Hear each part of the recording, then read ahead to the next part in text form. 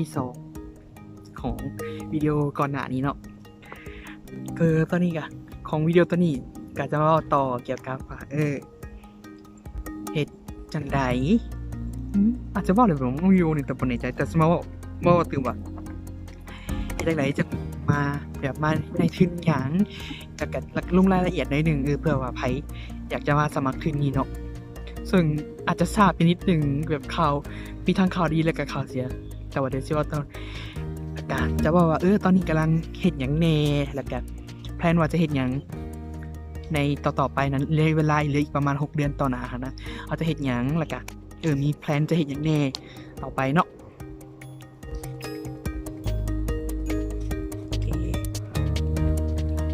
โดยเฮามาเริ่มกันว่าทุนตัวนี้เฮามาได้ในใดทุนตัวนี้แม่นบ่ใหญ่ คือทุนตัวนี้เนาะเป็นทุนของรัฐบาลญี่ปุ่นที่ชื่อว่าเจโซเนาะซึ่งเป็นคู่ถ่ายทุนมาแลกเปลี่ยนอยู่ที่มหาวิทยาลัยของโตเกียวภาษาโนโกไดภาษาญี่ปุ่นเป็นโตเกียวโนโกไดกักุหรือภาษาอังกฤษว่าก็โตเกียว University of Tokyo University of Agriculture and Technology เนาะซึ่งจะให้มาเรียนศึกษาแลกเปลี่ยน1ปีในสาขาที่เกี่ยวกับ Engineering แล้วก็ Science Engineering แล้วก็ Agriculture ซึ่งเข้ามาในทุนของ Agriculture เนาะทีนี้ก็มาเรียนนั่นแหละคอร์สที่เพิ่น provide กันมันก็บ่ได้แบบเกี่ยวกับเฮาแบบ 100% แต่ว่าเฮาก็พยายามhave fun แล้วก็พยายามเก็บเกี่ยวประสบการณ์ให้ได้หลายที่สุดเนาะโดยมาเริ่มก่อนว่าเฮาสมัครทุนนี้ได้แนวใดโดยทุนนี้มันจะสมัครจะต้องใครที่จะสมัครได้จะต้องเป็นนักศึกษาของมศ.เท่านั้นคือนี่คือ priority 1เลยคือเพิ่นจะบ่รับนักศึกษาที่มาจากสาขาอื่นหรือที่มาจากมหาวิทยาลัยอื่นหรือมหาวิทยาลัยอื่นที่บ่แม่นมศ.แม้กระทั่งเป็นมข.มจ.หรือแบบมโรงพยาบาลนี่ก็ตามคือจะบ่มีสิทธิ์สมัครได้เนาะจะต้องต้องเป็นนักศึกษามศ.ที่เรียนเกี่ยวกับสาขาเอาอีหลีก็คือสาขาหยังก็ได้แต่ว่าเพิ่นจะ prioritize ว่าคนที่มาจากสาขาเกษตร1วิทยาศาสตร์ธรรมศาสตร์เนาะสิ่งแวดล้อมวิศวกรรมแบบพวกวิศวกรรมนี่ก็มีโอกาสคือกันแต่ว่าแหละเพิ่นก็สิ priority ประมาณกสิกรรมวิทยาศาสตร์ธรรมศาสตร์แล้วก็สิ่งแวดล้อมเป็นหลักๆแล้วหลังจากนั้นเนาะก็ต้องสมัครผ่านกับมศ.แหละคือข่าวดีคือใครที่เป็นนักศึกษามศ.ก็สามารถสมัครได้แต่ข่าวร้ายคือทุนตัวนี้แม่นปิดรับสมัครแล้วหลังจากที่วิดีโอนี้ publish ลงกันอาจจะปิดรับสมัครอยู่ที่ประเทศลาวแล้วเพราะว่าเพิ่นประกาศแบบอันนี้ก็ขอโทษอีกที่บ่ได้เฮ็ดวิดีโอมาเนาะซึ่งทั้งเฮ็ดวิดีโอมาก็นั่นแหละเฮาก็หาเวียกนั่นนี่นะก็เลยว่าโอเคอาจจะแบบไผที่มาเบิ่งอาจจะแบบเป็นนักศึกษามศ.ปีหน้าอยากลองสมัครเบิ่งกันเลยมีหยังถามเฮาได้แต่ว่าเฮาก็บ่ฮู้ว่าสิแนะนำดีๆจังแต่เฮาสิพยายามอยากให้ทุกคนได้มา เนาะหลังจากนั้นเลยค่ะต่อเลยหลังจากที่เจ้าสมัครเรียบร้อยก็สิแม่นแบบเฮ็ดตามขั้นตอนของมศ.แหละมศ.เพิ่นก็สิประกาศไปแต่ละคณะว่ามีทุนศึกษาทุนไปศึกษาแลกเปลี่ยนอยู่ที่นี่เฮาก็ไปสมัครแล้วเฮ็ดตามแบบขั้นตอนของมศ.เพิ่น provide แหละเพิ่นก็สิบอกเราว่าต้องเกี่ยมหยังแล้วก็สัมภาษณ์ให้ผ่านรอบแรกแล้วก็รอบ2สำคัญคือต้องผ่านรอบ2ให้ได้รอบ selected แบบรอบ individual interview ของมศ.หลังจากที่เราผ่านรอบนั้นแล้วเพิ่นก็จะเลือกเด่นสุดมา3คนที่จะมาให้บ่แม่นแบบ3คนนั้นแบบคือบ่ได้ 100% ว่าจะได้ไปนะคือเพิ่นจะเอารายชื่อของ3คนนั้นน่ะไปให้ทางมหาวิทยาลัยเลือกอีกเทื่อนึงว่าเพิ่นจะเอาจักคนซึ่งปีก่อนน่ะเฮาน่ะมีแค่คนเดียวมีคือคนลาวคนเดียวที่มาซึ่งเราเป็นรุ่นเอื้อยเนาะเรียนอยู่สาขาสิ่งแวดล้อมซึ่งปีนี้เนาะก็เลยได้มา2คนคือเฮาเองแหละก็หมู่อีกคนนึงที่เรียนอยู่คณะวิทยาศาสตร์คอมพิวเตอร์ซึ่งเราก็ได้มาเนาะอันนี้ก็บ่ฮู้ว่าจังใดแต่ว่าเพิ่นแบบว่าเพิ่นเลือกตามวีซ่าที่เพิ่น provide ให้นะเพราะว่าวีซ่าที่เราอย่างก็ สาขาที่เราเมเจอร์น่ะมันมีสอนอยู่ในนี้นะเพิ่นก็เลยโอเคเลือกให้ผ่านเฮาก็แม่นอยู่แล้วเนาะเฮามาจากเกษตรนักศึกษาเกษตรนะอยู่นี่เขาดังเรื่องเกษตรเฮาเรียนอยู่เกษตรแต่ก็บ่ได้แม่นแบบเกษตรที่เป็นเกษตรนะจ๊ะอันนี้เฮาเรียนสัตวแพทย์แต่ว่าอันนั้นแหละก็ได้มาหลังจากสมัครขึ้นเนาะเรียบร้อยแล้วก็เรียนเอกสารนั้นนี่เพิ่นสิแจ้งประมาณเพิ่นจะแจ้งขึ้นไปให้มซประมาณ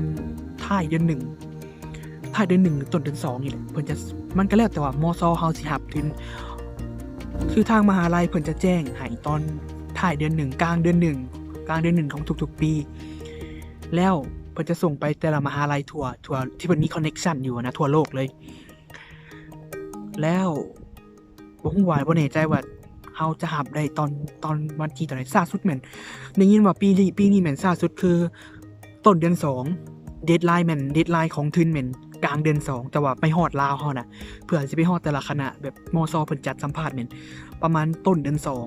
2ประมาณนั้นมั้งประมาณท้ายเดือน1ท้ายเดือน1แล้วเพิ่นอาจจะแบบแต่ตอนนี้ยังบ่ฮู้ว่าฮอดไฟนอลประกาศผลหรือยังแต่ว่าเพิ่นทั้งก็สมัครฮอดทับอีธนะคัดเลือกฮอดทับอีแม่นประมาณท้ายเดือน1นี่แหละอันนี้เฮาก็บ่ได้คอยติดตามปานใดถ้าฟัง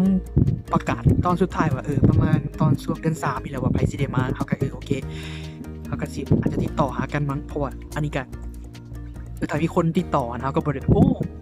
แต่ว่าเฮาก็แหละสิพยายามก็นี่แหละอยากบอกนะว่าต้องเกียมอย่างแน่เพราะว่าตอนเฮามาน่ะเฮาหาข้อมูลแบบได้ข้อมูลน้อยแฮงอีหลีแบบมีแค่รุ่นเอื้อยคนเดียวที่แบบที่แบบรุ่นเอื้อยที่มาเรียนก่อนหน้านี้ที่แบบเราติดต่อมาหาเฮาว่าเราเห็นสื่อเฮาเนาะเราลองเสิร์ชใน Facebook แล้วก็แล้วก็คอนแทคมาเฮาว่าน้องมันบ่ได้นั่นนี่เราก็อธิบายนั่นนี่นะเฮาก็เลยว่าโอเคถ้าสมมุติแบบมีใครที่มาเฮาก็สิพยายามอธิบายคั่นน่ะว่าต้องเกียมจังแน่แบบจังบ่รู้สึกว่าโอเคมันยากพอตอนนี้เฮามาคือแบบเฮารู้สึกว่ามันยากอะลิเฮาอีกบวกกับเฮาบ่เคยไปต่างประเทศมั้งก็เลยยากแน่หลังจากนั้นเนาะหลังจากที่จบโปรเซสทุกอย่างเตรียมเอกสารคือทริคอีกอย่างก็คำแนะนำอีกอย่างนึงคือหลังจากที่ฮู้ว่าตัวเองผ่านสิ่งแรกที่ต้องเตรียมคือซื้อปิงย้อนไวโลดมันจังราคาถูกให้เฮาซื้อไว้ตั้งแต่เนิ่นๆจองล่วงหน้าประมาณ6เดือนคือแบบมันสิเหลือประมาณเท่าใดวะอันนี้ตอนซื้อมาเป็น300เหรียญประมาณ300เหรียญถ้าสมมุติเราไปซื้อตอนประมาณแบบเดือน7เดือน8นี่บ่อยากให้เว้าอาจจะขึ้นฮอดแบบ500 400 500พุ่นแหละอันนี้คือแบบโอเคเซฟพอเขาก็เป็นคนขี้งกนะเงินทุกเหรียญมีค่าคือแบบรายการหลังจากนั้นเนาะหลังจากที่มากาที่จะดำเนินต่อไปก็นั่นแหละก็สิมาเรื่องประสบการณ์ว่าเฮ็ดหยังแน่หลังจากที่มาฮอดเนาะก็มีแบบเพิ่นก็ให้เฮาเรียนก็จะมีคอร์สให้เฮาเรียนแบบเพิ่นสิเป็นซิเลบัสที่ว่านักศึกษาของทุนเนี่ยสามารถเข้าเรียนหยังได้แน่เพิ่นก็สิจัดมาเฮาก็เลือกเบิ่งว่ามีวีซ่าหยังแน่ที่เฮาต้องเรียนว่าแบบมันเข้ากับสายเฮาบ่เฮาสนใจเรื่องใดเฮาก็เลือกเอาคือเพิ่นมีเครดิตจำกัดให้บ่แบบต่ำสุดที่จะต้องเลือกแม่นต้องหลายต้องอัปเปอร์แบบต้องหลายกว่า17เครดิตจังแบบมันจังพอนะเฮาก็เลยแบบจะสิเรียกเรียนแฮงเครดิตแต่ว่าจะต้องได้เครดิตให้หลายกว่า17เครดิตซึ่งอันนี้เลือกไป21เครดิตตอนแบบ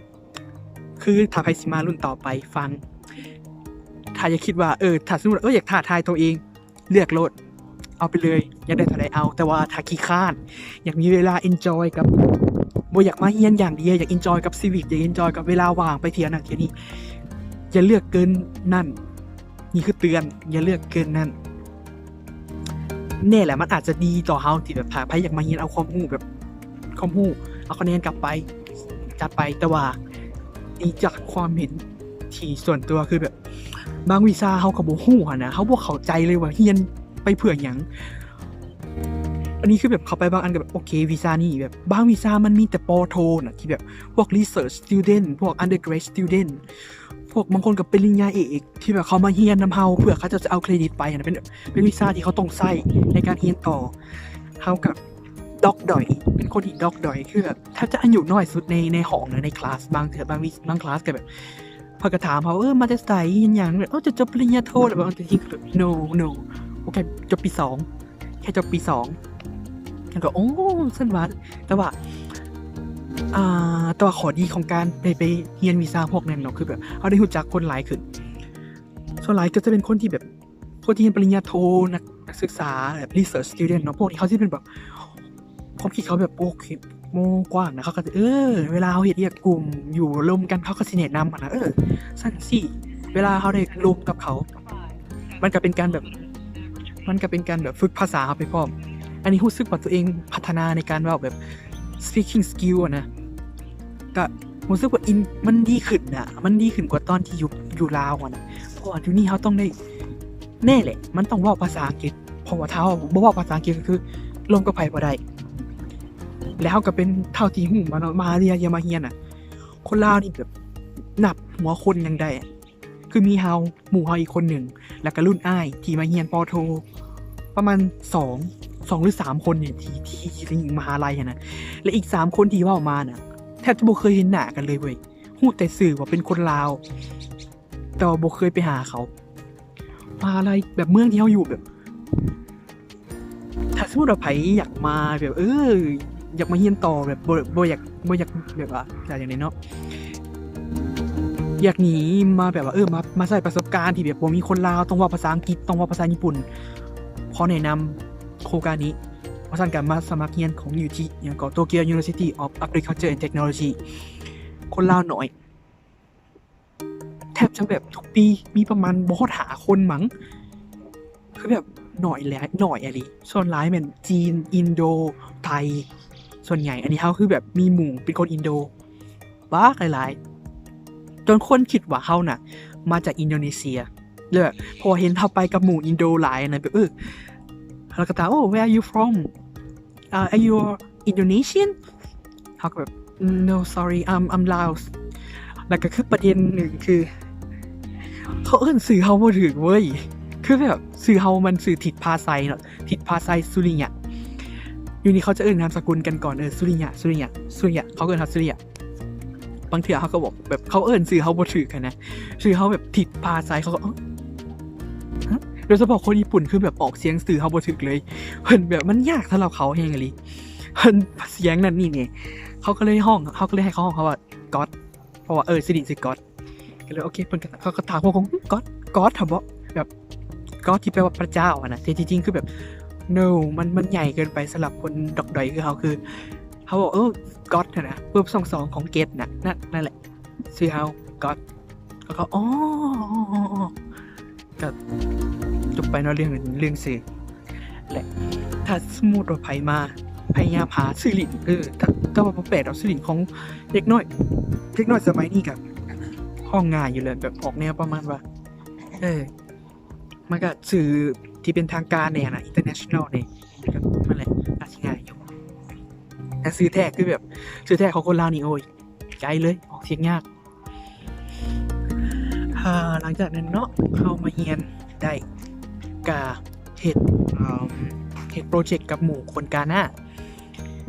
มันเป็นโครงการที่ชื่อว่า Hall Prize เป็นการ competition ที่เป็น business competition คือให้ create แบบแผนธุรกิจขึ้นมาแล้วก็เป็นโปรเจกต์ที่ว่าเว้าเรื่องมันก็จะมีธีมแต่ละปีของมันว่ามีธีมใดคือธีมปีนี้มันเกี่ยวกันกับempowering environmental impact คือเขาจะต้องเฮ็ดธุรกิจที่เกี่ยวกับสร้าง impact positive impact ให้กับ environment ของเขาอะนะให้โลกใบนี้ธุรกิจสิเป็นแบบใดตอนนี้เขาก็สมาเข้ากับแข่งไปอันนี้คือจากใจจริงคือเขาไปบริหวังอย่างแค่อยากเข้าไปเอาประสบการณ์อยากได้ certificate ด้วยที่เข้าไปนะคืออยากได้ certificate แต่ทีมกับแบบเขาก็ hard work ขนาดเขาก็บ่ได้แบบต่อใจของเขาคือเริ่มอยากเขาแค่อยากได้ certificate แต่ว่าเวลาเขาไปหลังจากที่เขาไปเฮ็ดนะเขาก็ได้ไก่มันก็ต้อง hard work นะเขาก็ต้องเต็มที่กับมันอันนี้ก็คือเต็มที่ไปแบบก็แทบจะบ่ได้นอนอ่ะช่วงเขาไปใหม่ๆช่วงสิแข่งประมาณเดือน12เนาะแข่งเดือน12ก็เตรียมตั้งแต่เดือน10 ช่วงนั้นก็เฮียนมันก็เริ่มเฮียนหนักขึ้นเนาะพอหลังจากที่เขาเริ่มเข้ามาเฮียนมันก็หนักขึ้นก็เฮียนแล้วก็แบ่งเวลามาเฮ็ดงานกลุ่มพวกอันของอันกลุ่มนะซึ่งเขามีเพจเนาะให้มาติดตามสเตอร์กัสเนาะเข้ามาติดตามได้หลังจากนั้นที่เขาก็แข่งมันก็แบบเตรียมเขาก็ว่าแบบดิสคัสกันทุกทิศแบบประมาณทีละ2มื้อนะมื้อละ2ชั่วโมงที่จะต้องมาลมกันว่าโปรเจกต์เขาสิเป็นแบบใดแบบ improve ไปเรื่อยๆเริ่มจากที่แบบมันงองแงงแบบคือสิแบบตอนนี้ก็แบบโปรเจกต์มันก็ขยายรู้สึกว่ามันพัฒนานะแล้วกันอันนี้คือแบบจากใจจริงคือแบบได้โคตรแบบเก็บเกี่ยวประสบการณ์จากข้าเจ้าอ่ะนะแบบว้าแบบเขาก็บ่แม่นว่าเขาเก่งเขาแทบจะบ่เก่งเลยเขาแท้ละไพ่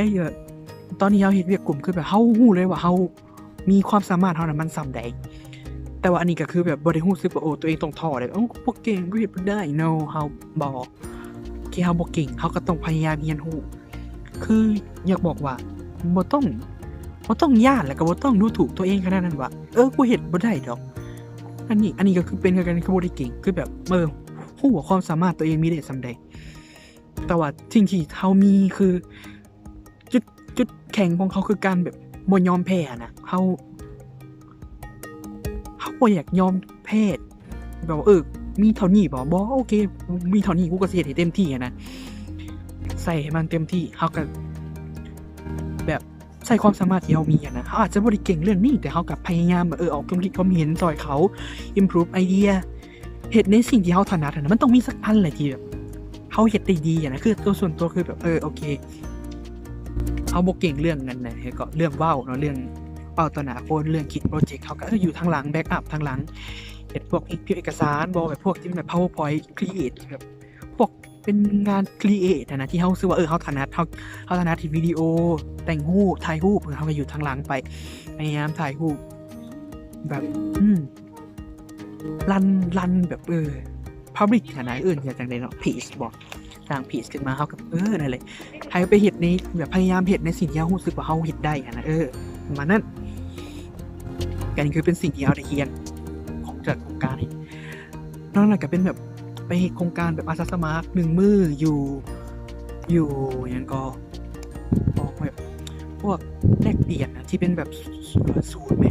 เซ็นเตอร์นะชื่อหยังก็มุซาชิโนะที่เป็นแบบสำหรับแลกเปลี่ยนนักศึกษาที่มาจากต่างประเทศทั่วในเขตของญี่ปุ่นนะเขตที่แบบซานเมืองโตเกียวนะที่เป็นเขาก็สิมาแบบนักศึกษาญี่ปุ่นเขาก็สมัครไปเฮ็ดเป็นวอลันเทียร์1มื้อเนาะไปเฮ็ดกิจกรรมกับเด็กน้อยบอกภาษาญี่ปุ่นก็ได้รู้จักกับหมู่คนแบบคนที่แบบมาจากต่างมหาลัยนะที่บ่ได้อยู่ในมหาลัยเดียวกันกับเฮาแล้วก็ได้รู้จักอาจารย์ก็ได้รู้จักแบบคนเก่งๆหลายรู้สึกว่าการมาญี่ปุ่นครั้งนี้คือแบบเป็น once of the best experience in my life แบบครั้งหนึ่งในชีวิตแบบรู้สึกว่าโคตรคุ้มที่ได้มาเนี่ยนะแบบคืออันนี้คือดรอปเนาะดรอปเรียนปี1เพื่อมานี่ผมบอกเลยว่าโคตรจะคุ้มแบบได้เรียนแบบมันคือการที่แบบรู้สึกว่าหลังจากที่เราก่อนที่จะมาลาวนะแล้วหลังที่มาประมาณ6เดือนเฮารู้สึกแบบมันส่งหว่างในการใหญ่แบบเฮาเจริญเติบโตอย่าง grow up แบบโคตรไวเลยภายในเวลา6เดือนคือแบบเฮาได้เรียนรู้บักหลายอย่างเฮาว่ามันซอยให้ปรับพวกทัศนคติแบบ mindset ของเฮานะให้เฮาคิดแบบว่าโอเคต้องแนมไปทางหน้าแบบให้มันใกล้ขึ้นกว่านี้นะบ่แม่นแบบบ่ได้สเกลของการคือก่อนมาคือแบบโอเคกูอยากเฮ็ดอันนี้กูอยากเรียนอันนี้เพราะว่ากูอยากมีอนาคตที่ดีอยากเฮ็ดเวียกดีๆนั่นนี่หลังจากที่เฮามานี่ประมาณ6เดือนเฮาเห็นแบบเฮาอยากคิดเฮาอยากเรียนตัวนี้เพื่อหยังเฮ็ดหยังเฮาสามารถเฮ็ดหยังแหน่เพื่อสังคมเพื่อชุมชนหรือว่าถ้าว่าคือเฮาสามารถเฮ็ดหยังได้แหน่เพื่อคนอื่นบ่แม่นแบบคิดแต่เพื่อตัวเองเฮาอยากเรียนตัวนี้เพื่อเอาไปใช้เพื่อเนี่ยไปแก้ปัญหาหยังสังคมตอนนี้เฮาปัญหาหยังประเทศชาติหรือว่าชุมชนที่เฮาอยู่เจอปัญหาหยังบ่แล้วเฮาเรื่องที่เฮาเรียนนี่มันสามารถช่วยแก้ไขหรือว่า ช่วยพัฒนาอีหยังได้แน่อะนะอันนี้คือแบบนี่คือสิ่งที่แบบเฮาได้เรียนรู้เนาะคือแบบให้เฮารู้สึกว่าเฮาใหญ่ขึ้นนะแบบได้แนมโลกให้กว้างขึ้นบ่ได้แบบแนมจากมุมตัวเองอย่างเดียวคืออยากให้ทุกคนมาที่มีแบบคนที่มีโอกาสหรือคนที่เป็นนักศึกษาของมศที่เรียนอยู่ในพวกที่เกี่ยวของนะหรือว่าอาจจะไปแลกเปลี่ยนทุนอื่นก็ได้แต่ว่าอยากให้แบบสักครั้งในชีวิตนะถ้ามีโอกาสได้ไปแลกเปลี่ยนอาจจะแบบ3 เดือน 6 เดือนอีหยังก็ว่าไปแต่ว่ามันคุ้มนะที่ได้ลองมาเฮาก็บ่ติดดอกแบบเฮาก็บ่ฮู้นะว่าประสบการณ์ของคนอื่นมันสิเป็นจังไดแต่ว่านี่ประสบการณ์ของเฮาคือแบบมันเฮ็ดให้เฮาใหญ่ขึ้นมาอีกระดับหนึ่งที่แบบใหญ่ขึ้นหลายอีหลีแบบเทียบกับว่าเฮาเรียนมหาลัย2 ปีเนาะอยู่ลาวเรียนปี 1 ปี 2อยู่มหาลัยเฮาก็ยังรู้สึกเฮาก็grow up ขึ้นอยู่แต่ว่ามันหลังจากที่เฮามาอยู่นี่แค่6 เดือนเองนะคือแบบอี2 ปีก่อนหน้านี้คือแบบมันจิ๊บจ๋อยไปเลยอะแบบมันมีเรื่องที่เฮาต้องเฮ็ดแบบเฮาต้องอยู่เองตัวคนเดียวให้ได้อะนะบ่ได้เว้าภาษาลาวคือมาตอนนี้คือแบบตอนแรกๆก็คือโทรหาพ่อแม่แบบเกือบว่าทุกมื้ออะแต่เฮาก็นั่นแหละนะเฮาก็ยังบ่ค่อยลืมแต่หลังจากนั้นก็หลังจากที่แบบมาฮอดปัจจุบันตอนนี้นะคือแบบเวลามันเหลือประมาณ6 เดือนเนาะประมาณ6 เดือนไปตอนนี้คือแบบบ่อยากกลับแล้วอะคือแบบอยากพยายามหาวิธีทางเพื่อให้ตัวเองได้อยู่ต่อนะแต่ว่าก็บ่ฮู้แหละแต่คงต้องกลับนั่นแหละเพราะมันเฮาก็มีโรงเรียนเฮาก็ต้องกลับไปเรียนต่อนะเพราะเพิ่นอนุญาตให้ดรอปได้แค่ปีเดียวเฮาก็ต้องกลับไปเรียนหนังสือนั่นแหละแต่ว่านั่นแหละบ่ฮู้ว่าจะเข้าฮู้เรื่องหรือบ่ก็บ่ฮู้นะแต่ว่าก็อยากเล่าประมาณนี้แหละที่แบบ EP ต่อมาเนาะที่เว้าเกี่ยวกับประสบการณ์การอยู่ญี่ปุ่นคือมันคุ้มบ่แม่นว่ามาแต่ญี่ปุ่นได้ไปไสก็ได้หันนะไปไทยบ่ไปมันแบบ10 ประเทศอาเซียนบ่หรือว่าไปอเมริกายุโรปหยังบ่ก็แบบมันคุ้มนะที่แบบที่ได้มีโอกาสได้ไปคือหลังจากที่เฮากลับไปเนาะเฮาก็บ่ได้โทษเฮาจะตอนนี้คือสมัครทุนจะแบบพยายามสมัครทุนนะคือแบบเห็นทุนแล้วจะกลับมาโอเคสมัครเขาฮู้แล้วเพราะว่าเฮาจากที่เฮามาเรียนเฮาฮู้ว่าเฮาจะถามไผเฮาให้คนให้แบบเพิ่นเป็นอาจารย์น่ะเพิ่นก็สอนcorrect เขาได้ว่าโอเคเขาเขียน motivation ตัวนี้เนาะเฮาให้เพิ่น correct ให้เฮาทางนี้เพิ่นก็แบบรู้สึกว่ามาญี่ปุ่นครั้งนี้อะมีแต่คนใจดีอะนะมีแต่คนแบบ open mind ให้เฮาแบบซอยตอนเฮาเข้าโรงหมอก็เพิ่นก็มาแบบ provide ให้เฮาอะนะprovide โอกาสประสบการณ์เพิ่นแนะนำเฮาเพิ่นซอยเฮาแทบจะบ่ได้รู้สึกว่าตัวเองลำบากในการใช้ชีวิตเลยแบบบ่นอกจากเรียนหนักนอกจากแบบแบบสเตรสจากการเรียนหนักนอกนั้นก็บ่มีหยังที่แบบรู้สึกว่าโอเคกูต้องลำบากเรียนบ่ได้คือบ่มีอะมีแต่เพิ่นซอยเกือบว่าทุกอย่างบ่แม่นว่าทุกอย่างเกือบว่าทุกอย่างเพิ่นก็พยายามซอยเท่าที่เพิ่นจะซอยได้ที่เหลือคือความตั้งใจของเขาสำคัญสุดว่าจะเฮ็ดจั่งใดให้มันเวิร์กให้ตัวนี้ผ่านไปได้มันขึ้นที่ตัวเฮาเท่านั้นที่จะเป็นคนตัดสินทุกอย่างเพราะฉะนั้นถ้ามีโอกาสมาฮอดตัวเองอะนะแบบโอกาสมันมาฮอดแล้วอะมันอยู่ที่เฮาว่าเฮาจะเลือก catch เอามันหรือบ่แล้วก็อยากจะเตือนว่าโอกาสคือแบบว่าอย่างนี้เนาะโอกาสมันบ่ได้มาแบบกูเป็นโอกาสเด้อสิเอาหรือบ่เอาบ่แม่นเลยโอกาสจะมาในรูปของปัญหาอุปสรรคจะเข้ามาตอนที่เฮารู้สึกว่ามันจะเข้ามาตอนที่เฮาบางเทื่อเฮาก็แทบจะบ่ได้เตรียมตัวเลยนะแต่มันอยู่ที่เฮาว่าเฮาสิจะกล้าพอที่จะโอเคจับเอามันหรือบ่คว้ามันหรือบ่เผชิญหน้ากับปัญหานั้นหรือบ่